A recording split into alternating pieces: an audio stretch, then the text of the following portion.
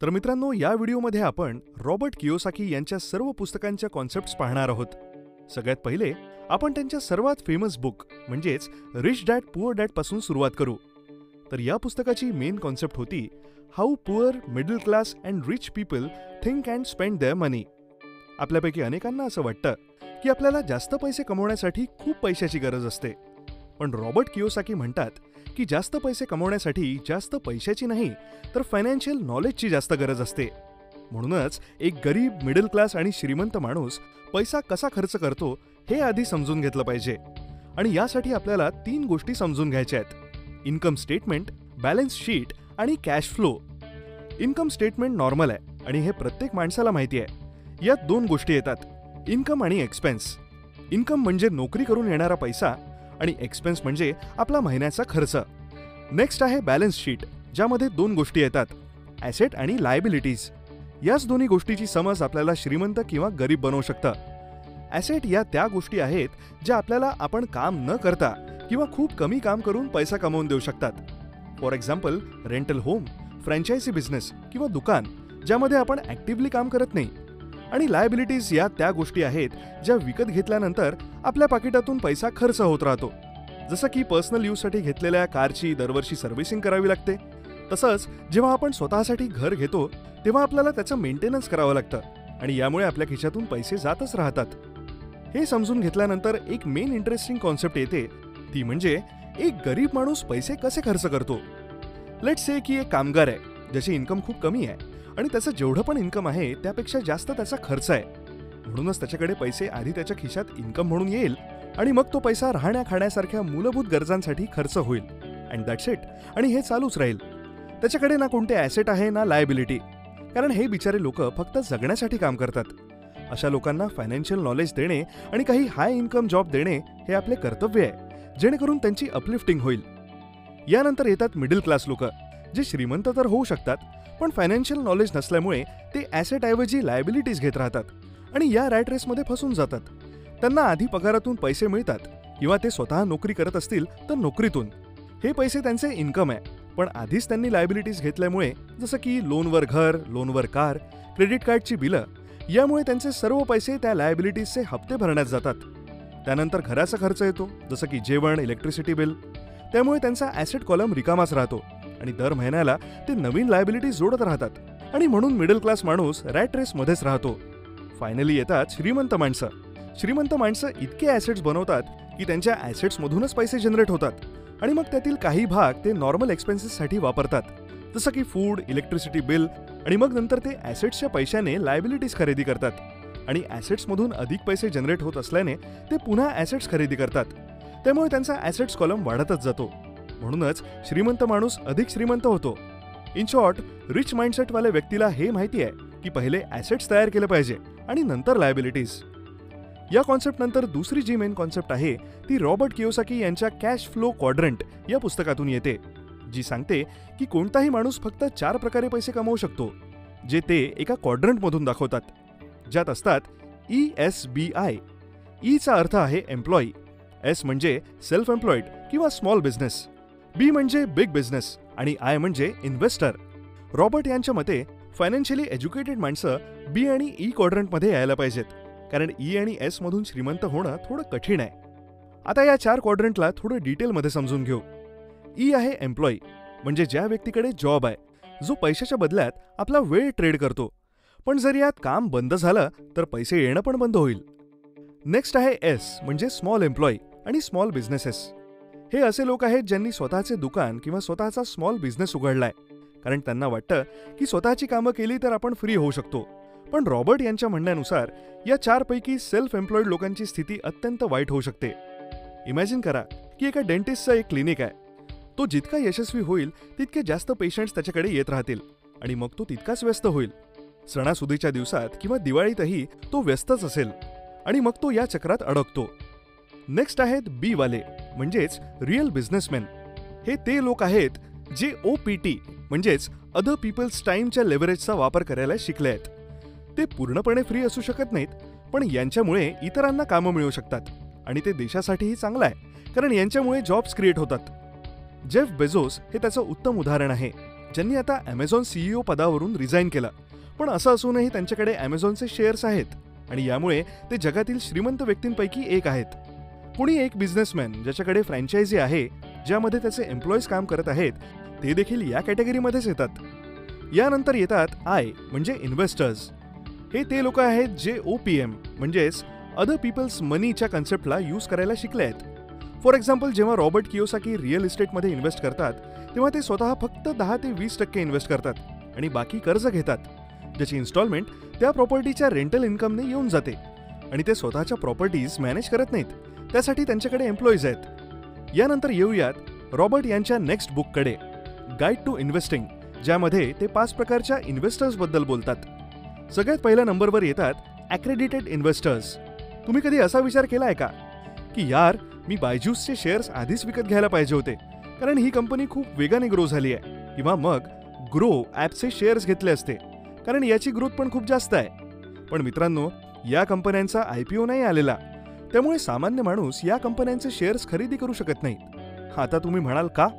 कारण इंडियन गव्हर्नमेंटच्या मते ज्या कंपन्या सेबीद्वारे नियंत्रित नाहीत, म्हणजेच securities and exchange board of India, त्या कंपन्यांचे शेअर्स रेग्युलेटेड नसतात आणि यामुळे फक्त श्रीमंत लोकच त्यांचे शेअर्स खरेदी करू शकतात.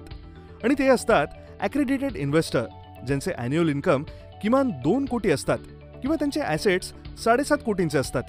त्यामुळे साहजिकच आणि म्हणूनच आपण या कंपन्यांमध्ये इन्व्हेस्ट करू शकत नाही. Anyway, second type of investor आहे द क्वालिफाईड इन्व्हेस्टर. हे असे इन्व्हेस्टर आहेत ज्यांना पब्लिकली ट्रेडेड केलेल्या कंपन्यांचे शेअर्स खरेदी करण्याचे नॉलेज आहे. म्हणजेच आपल्यापैकी जास्तीत जास्त लोकांना कंपन्यांचे ॲनालिसिस कसे करता येईल याची थोडीफार माहिती असते आणि यामुळे आपण त्यांचे शेअर्स घेऊ शकतो. थर्ड टाईप ऑफ इन्व्हेस्टर्स आहेत सोफिस्टिकेटेड इन्व्हेस्टर. सोफिस्टिकेटेड इन्व्हेस्टरकडे क्वालिफाईड इन्व्हेस्टर्सच्या क्वालिटीज असतात, म्हणजे ते कंपनीला ॲनालाइज करू शकतात. त्याचबरोबर त्यांना टॅक्सचे देखील नॉलेज असतं, ज्यामुळे ते कमी टॅक्स भरतात आणि यामुळे त्यांचे रिटर्न्स क्वालिफाईड इन्व्हेस्टरपेक्षा चांगले असतात. फोर्थ आहे इनसाइड इन्व्हेस्टर, जे की ते आहेत जे स्वतःचे ॲसेट्स किंवा बिझनेसेस बनवतात. मग भलेही फक्त एकच खोली का होईना, रेंटवर दिली असेल किंवा त्यांची करोडोची कंपनी का असेना, हे दोन्ही पण इनसाइड इन्व्हेस्टरमध्ये येतात. अँड फायनली येतात दी अल्टिमेट इन्व्हेस्टर. हा इन्व्हेस्टरांचा हायएस्ट क्लास आहे. हे असे लोक आहेत ज्यांनी एक मोठी कंपनी बनवली आहे आणि ती पब्लिक केली आहे, ज्यामुळे इतर लोक त्या कंपनीचे शेअर्स विकत घेतात. झोमॅटोचे फाउंडर दीपंदर गोयल या कॅटेगरीत येतील, कारण आपण त्यांच्या कंपनीचे म्हणजेच झोमॅटोचे शेअर्स खरेदी करतो. याच्यानंतर नेक्स्ट बुक येते इन्क्रीज युअर फायनान्शियल IQ, ज्यामध्ये रॉबर्ट म्हणतात, जेव्हा तुम्ही थोडे जास्त पैसे कमवता तेव्हा त्यावेळेला तुमचा सर्वात मोठा एक्सपेन्स टॅक्स बनून जाईल. आणि जर आपण E किंवा S क्वाड्रंटमध्ये असाल तर आपल्याकडे टॅक्स वाचवण्याचा कोणताही ऑप्शन नसेल. पण B आणि I क्वाड्रंटवाले लोक टॅक्स वाचवू शकतात, ते पण लिगली. आणि ही सूट सुद्धा गव्हर्नमेंट देते, कारण B म्हणजेच बिझनेसेस जॉब क्रिएट करतात आणि इन्व्हेस्टर्स देखील अशा बिझनेसेसमध्ये पैसे गुंतवतात ज्यामध्ये जॉब्स क्रिएट होतील, किंवा रिअल इस्टेटमध्ये पैसे इन्व्हेस्ट करतील, ज्यातून लोकांना देशात चांगल्या पद्धतीने राहण्याची सुविधा मिळेल किंवा लोकांचे राहणीमान सुधरेल. आणि शेवटी गव्हर्नमेंट देखील याच कारणासाठी आपल्याकडून टॅक्स घेत असतात, म्हणजेच to improve standard of living. या बुकमध्ये दिलेला फर्स्ट फायनान्शियल IQ आहे मेकिंग मोर मनी, म्हणजेच पहिले हाय इन्कम स्किल शिका, ज्यातून आपण अधिक पैसे कमवू शकतो. जर एक माणूस वर्षाला 50 लाख रुपये कमवत असेल तर त्याचा फायनान्शियल IQ हा जास्त आहे ॲज कम्पेअर्ड टू दुसरा माणूस जो वर्षाला 2 लाख कमवत असेल. सेकंड फायनान्शियल IQ आहे प्रोटेक्टिंग युअर मनी, म्हणजेच काही गोष्टींमधून पैसे वाचवणे, जसे की कोर्ट केसेस, लॉयर, मतलबी मित्रांपासून, आणि विशेषतः यासाठी टॅक्सेस मिनिमाइज करावे लागतील. थर्ड फायनान्शियल IQ आहे बजेटिंग युअर मनी, म्हणजेच जर आपण डिसाईड केलं की आपल्याला दर महिन्याला 10% सेव्ह करायचे आहेत आणि काहीही झालं तरी आपण 10% करायलाच पाहिजे, आणि यासाठी आपण याला इलेक्ट्रिसिटी बिल मानू शकतो. जर ते 10% वाचले नाही तर इलेक्ट्रिसिटी कट ऑफ होऊन जाईल. फोर्थ फायनान्शियल IQ आहे लेव्हरेजिंग युअर मनी, म्हणजेच गुड डेब्ट किंवा इतर फायनान्शियल इन्स्टिट्यूशन्सची मदत घेऊन आपण महागड्या प्रॉपर्टीज घेऊ शकतो, पण ऑब्व्हियसली यासाठी पुरेसं नॉलेज असणं आवश्यक आहे. आणि फिफ्थ फायनान्शियल IQ आहे इम्प्रूव्हिंग युअर फायनान्शियल इन्फॉर्मेशन, म्हणजेच आपण करत असलेल्या इन्व्हेस्टमेंटबद्दल आपल्याला डिटेलमध्ये माहिती असली पाहिजे. जसं की वॉरेन बफेट प्रमाणे ते त्याच कंपन्यांमध्ये इन्व्हेस्ट करतात ज्याबद्दल त्यांना 100% कन्व्हिक्शन आहे की ते भविष्यात अधिक चांगलं परफॉर्म करतील. यानंतर नेक्स्ट बुक आहे बिझनेस ऑफ 21st सेंचुरी. तर बेसिकली या पुस्तकात रॉबर्ट यांनी नेटवर्क मार्केटिंग बिझनेसला खूप प्रमोट केलंय या पुस्तकात त्यांनी 8 ॲसेट्स सांगितले आहेत आणि इतर ॲसेट्सला नेटवर्क मार्केटिंगशी जोडलंय. Asset 1 real world business education. तर रॉबर्ट यांच्या मते जर आपण नेटवर्क मार्केटिंग सुरू केली तर आपल्याला रिअल वर्ल्ड नॉलेज लवकर मिळू शकतं आणि हे समजू शकतं की कसं आपण बी क्वाड्रंट म्हणजेच बिझनेस वर्ल्डमध्ये काम करू. Asset 2 profitable part to personal development. Robert यांच्यानुसार नेटवर्क मार्केटिंग आपल्याला आपल्या भीतीला कसं डील करावं हे शिकवेल, कारण यात आपल्याला लोकांशी कम्युनिकेट करायचं आहे. Asset 3 a circle of friends who share your dreams and values. तर अगेन रॉबर्ट यांच्या अकॉर्डिंग नेटवर्क मार्केटिंगमध्ये आपल्याला केवळ बिझनेसचं नॉलेज मिळणार नाही, तर आयुष्यात आपल्यासारखा विचार करणारे अनेक मित्रही मिळतील. Asset 4 the power of your own network. तर यांच्या अकॉर्डिंग जी पॉवर आहे ती प्रॉडक्टमध्ये नसून ती नेटवर्कमध्ये आहे, म्हणजेच ज्यांना आपण ओळखतो. याची बेस्ट स्ट्रॅटेजी म्हणजे आपण आपलं स्वतःचं नेटवर्क तयार करून त्याचा विस्तार केला पाहिजे आणि नेटवर्क मार्केटिंगमध्ये हे शक्य आहे. ॲसेट 5 अ डुप्लिकेबल फुल्ली स्केलेबल बिझनेस. म्हणजेच नेटवर्क मार्केटिंगमध्ये स्केलेबिलिटीचा कोणताही इश्यू येणार नाही. आपल्याला पाहिजे तितक्या लोकांना आपण आपले प्रॉडक्ट सेल करू शकतो. Asset 6 incomparable leadership skills. यातून आपल्या लीडरशिप क्वालिटीज फार लवकर वाढतील. Asset 7 a mechanism for genuine wealth creation. तर रॉबर्ट म्हणतात की वेल्थ म्हणजे पैसा नसून वेळ आहे आणि obviously as you guessed it हे सर्व नेटवर्क मार्केटिंगने अचीव्ह होऊ शकतं.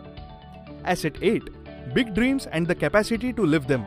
म्हणजेच नेटवर्क मार्केटिंगमुळे आपण मोठे घर आणि इतर मोठी स्वप्न अचीव्ह करू शकतो आणि स्वतःला पूर्णपणे ट्रान्सफॉर्म देखील करू शकतो. एनिवे, हे रॉबर्ट कियोसाकी यांचं मत आहे, माझं नाही. म्हणूनच नेटवर्क मार्केटिंग थोडं विचारपूर्वकच करा. यानंतर नेक्स्ट बुक येते why A students work for C students. या पुस्तकात एक फेमस लाईन आहे. क्वेश्चन असा आहे, सी स्टुडंट ए स्टुडंटपेक्षा आयुष्यात चांगलं परफॉर्म कसं करू शकतो? आन्सर आहे ए स्टुडंटने अभ्यास न केलेल्या गोष्टी वाचून. तर या पूर्ण पुस्तकात फायनान्शियल नॉलेजबद्दल सांगितलं गेलंय. बहुतेक ए स्टुडंट्स केवळ अकॅडमिक एज्युकेशनवर फोकस करतात आणि अकॅडमिक एज्युकेशन म्हणजेच शाळांमध्ये फायनान्सबद्दल शिकवलं जात नाही आणि ते रिअल वर्ल्डमध्ये फक्त ई किंवा एस म्हणजेच एम्प्लॉय किंवा सेल्फ एम्प्लॉयड बनण्यासाठी रेडी होतात. परंतु सी स्टुडंट्स इतर एरियाज पण एक्सप्लोर करतात आणि म्हणूनच त्यांचे बी आणि आय म्हणजेच बिझनेस आणि इन्व्हेस्टर बनण्याचे चान्सेस जास्त असतात. अशा अनेक कन्सेप्ट्स आहेत ज्या ए स्टुडंट्स मिस करतात, पण सी स्टुडंट्स त्या कन्सेप्ट्स वाचतात. त्यापैकी एक आहे आपले घर आपले ॲसेट नाही. 2 सेव्हर्स आर लुझर्स. म्हणजेच जे लोक सेव्ह करतात ते लुझर्स असतात, कारण गव्हर्नमेंट जर स्वतःच्या मर्जीने पैसे छापतील त्यामुळे इन्फ्लेशन वाढतच जाईल. त्यामुळे इन्फ्लेशन रेट मीट होण्यासाठी आपण किमान पैसे पार्क करावेत. 3 म्हणजे डेप्ट. म्हणजेच उधार चांगल्या प्रकारे वापरले जाऊ शकते, जे की श्रीमंतांची एक लेव्हरेज आहे. 4 म्हणजे श्रीमंत लोक टॅक्सला समजून घेतात आणि त्याचा त्यांच्या फायद्यासाठी वापर देखील करतात, म्हणूनच टॅक्सेस श्रीमंतांना अधिक श्रीमंत करतात. 5 म्हणजे श्रीमंत लोक पैशासाठी काम करत नाहीत, पण पैशाला ते स्वतःच्या कामाला लावतात. मित्रांनो, रॉबर्ट कियोसाकी आणि इतर काही मेंटॉर्सची फायनान्शियल एज्युकेशनची पुस्तकं गिगल ॲपवर उपलब्ध आहेत. या ॲप्लिकेशनमध्ये 150हून अधिक फ्री बुक समरीज आहेत आणि दर आठवड्याला आम्ही त्यात एक फ्री बुक समरी ॲड करतो. जर तुम्हाला खरंच फायनान्शियल नॉलेज मिळवायचं असेल तर हे ॲप तुम्ही डिस्क्रिप्शनमध्ये दिलेल्या लिंकवरून डाउनलोड करू शकता. हे ॲप दोन्ही iOS आणि अँड्रॉइडमध्ये अवेलेबल आहे. यानंतर रॉबर्ट कियोसाकीची नेक्स्ट बुक आहे सेकंड चान्स. या बुकमध्ये रॉबर्ट 4 ॲसेट क्लासेसबद्दल माहिती सांगतात. ते म्हणतात, कोणताही एक ॲसेट क्लास निवडा आणि त्याबद्दल नॉलेज गेन करा आणि हीच तुमची दुसरी संधी आहे, कारण शाळेतील पहिली संधी आपण आधीच गमावली आहे. हे 4 ॲसेट क्लास आहेत. 1 म्हणजे बिझनेस. म्हणजेच एखादा बिझनेस करा आणि तो बिझनेस इतका सक्षम करण्याचा प्रयत्न करा की तो तुमच्या शिवाय चालू शकेल. 2 आहे रिअल इस्टेट. अपार्टमेंट, घर किंवा वेअरहाऊस खरेदी करा आणि त्यातून रेंटल इन्कम मिळवा. पहिले पूर्ण एरिया सर्च करा, त्या भागातील घराची ॲव्हरेज प्राईस शोधा आणि जे घर ॲव्हरेज किमतीपेक्षा स्वस्त मिळेल ते तुम्ही बाय करा, कारण ही एक चांगली इन्व्हेस्टमेंट असेल. 3 आहे पेपर ॲसेट. इंडेक्स फंड, कंपनीचे शेअर्स, बॉन्ड्स एटसेट्रा हे पेपर ॲसेट आहेत, जे की आपल्याला चांगले रिटर्न देऊ शकतात. हो, पण आपल्याला त्यांच्याबद्दल चांगलं नॉलेज असलं पाहिजे. माझ्या मते यासाठी तुम्ही जॉन बोगल आणि पीटर लिंच यांची पुस्तकं वाचू शकता. कॉमोडिटीज म्हणजेच ॲग्रिकल्चर, गोल्ड, सिल्वर हे सगळे कॉमोडिटीजवाल्या ॲसेट क्लासमध्ये येतात. जर इतर कोणत्याही ॲसेट क्लासमध्ये नुकसान होऊ लागलं तर अशा वेळी हा ॲसेट क्लास आपल्याला खूप मदत करू शकतो. यानंतरची नेक्स्ट बुक आहे rich dad's escape rat race. तर हे बेसिकली मुलांसाठी एक कॉमिक बुक आहे, ज्यामध्ये एक उंदीर कासवाला उंदरांच्या रेसमधून कसं बाहेर पडायचं हे शिकवतो. ज्या पॅरेंट्सना आपल्या मुलांना लवकर फायनान्शियल नॉलेज द्यायचं असेल ते आपल्या मुलांना हे पुस्तक भेट देऊ शकतात. पण ज्यांनी रॉबर्ट कियोसाकी यांचे रिच डॅड पुअर डॅड हे पुस्तक वाचलंय त्यांना हे कॉमिक वाचायची गरज नाही, कारण त्या पुस्तकाच्या खूप concepts rich dad poor dad या पुस्तकात कव्हर होतात. About how to make money and doing things like reading books. या व्यतिरिक्त रॉबर्ट कियोसाकी यांची इतर पुस्तकं जसं की retire young retire rich, conspiracy of the rich, why the rich are getting richer, the business school या सर्वांमध्ये जवळजवळ सेम कन्सेप्ट सांगितले आहेत, पण ऑब्व्हियसली थोडं डिटेलमध्ये एक्सप्लेन केलंय. आणि जर तुम्ही रॉबर्ट कियोसाकीची सर्व पुस्तके वाचली तर नक्कीच तुम्हाला त्यातून खूप काही शिकायला मिळेल. तर आता एकदा आपण या सगळ्या कन्सेप्ट्स रिवाइज करू. रिच डॅड पुअर डॅड हे पहिलं पुस्तक होतं, ज्यामध्ये गरीब, मिडल क्लास आणि श्रीमंत लोक फायनान्शियल स्टेटमेंट्सच्या मदतीने पैसे कसे कमावतात हे आपण पाहिलं. कॅश फ्लो क्वाड्रंट यामध्ये आपण पाहिलं की आपण एम्प्लॉई, सेल्फ एम्प्लॉई, बिझनेस आणि इन्व्हेस्टमेंट यापैकी कोणत्याही एका क्वाड्रंटमध्ये असू शकतो, इव्हन एकापेक्षा जास्त क्वाड्रंटमध्ये पण असू शकतो. तसेच आपण पाहिले की ई आणि एस मध्ये नाही तर बी आणि आय म्हणजेच बिझनेस आणि इन्व्हेस्टर बनण्यात फायनान्शियली अधिक फायदा आहे. याशिवाय आपण 5 फायनान्शियल IQs बद्दल बोललो, ज्यात अधिक पैसे कमवा, पैशाला प्रोटेक्ट करा, बजेट बनवा, लेव्हरेज घ्या आणि शेवटी तुमची फायनान्शियल इन्फॉर्मेशन इम्प्रूव्ह करा. यानंतर गाईड टू इन्व्हेस्टिंग मध्ये आपण 5 प्रकारच्या इन्व्हेस्टर्स बद्दल बोललो होतो, जे होते accredited investor, the qualified investor, the sophisticated investor, inside investor आणि अल्टिमेट इन्व्हेस्टर. यानंतर बिझनेस ऑफ 21st सेंचुरीमध्ये आपण रॉबर्ट कियोसाकीच्या अकॉर्डिंग नेटवर्क मार्केटिंगमधून मिळू शकणारे 8 ॲसेट्स पाहिले. यानंतर आपण why A students work for C स्टुडंट्समध्ये पाहिलं की शाळा आपल्याला एम्प्लॉईज आणि सेल्फ एम्प्लॉय बनायला तयार करतात. म्हणूनच आपल्यासाठी फायनान्शियल एज्युकेशन खूप महत्त्वाचं आहे, ज्यामध्ये आपण गिगल ॲपबद्दल पण बोललो, जिथे तुम्ही फायनान्शियल बुक्सच्या समरीज ऐकू शकता. त्यानंतर आपण सेकंड चान्स बुकबद्दल बोललो, ज्यामध्ये आपण 4 ॲसेट क्लासेस पाहिले, जे होते businesses, real estate, paper assets जसं की index funds, bonds, shares etcetera, आणि 4th ॲसेट क्लास होते कॉमोडिटीज जसं की गोल्ड आणि सिल्वर एटसेट्रा. यानंतर आपण लहान मुलांसाठी एस्केप द रॅट रेस या पुस्तकाबद्दल बोललो, जे की आपण लहान मुलांना भेट देऊ शकतो, ज्यामध्ये कार्टून्सच्या मदतीने लहान मुलं फायनान्शियली एज्युकेट होऊ शकतात. मित्रांनो, जर तुम्हाला वाटत असेल की हा व्हिडिओ तुमच्या मित्रांसाठी किंवा कुटुंबातील कोणत्याही सदस्यासाठी फायदेशीर ठरू शकतो, तर तुम्ही हा व्हिडिओ त्यांच्यासोबत नक्की शेअर करा, जेणेकरून ते आपले फ्युचर इम्प्रूव्ह करू शकतात. कारण आजच्या जगात फायनान्शियल नॉलेज खूप महत्त्वाचं आहे. एनिवे मित्रांनो, जर तुम्हाला असे नॉलेजेबल व्हिडिओ चुकवायचे नसतील तर चॅनल सबस्क्राईब केल्यानंतर बेल बटन दाबायला विसरू नका. तुम्हाला पुढचा व्हिडिओ कोणत्या विषयावर हवा आहे हे देखील तुम्ही कमेंटमध्ये सांगू शकता. लवकरच पुन्हा भेटू. जय हिंद, जय महाराष्ट्र.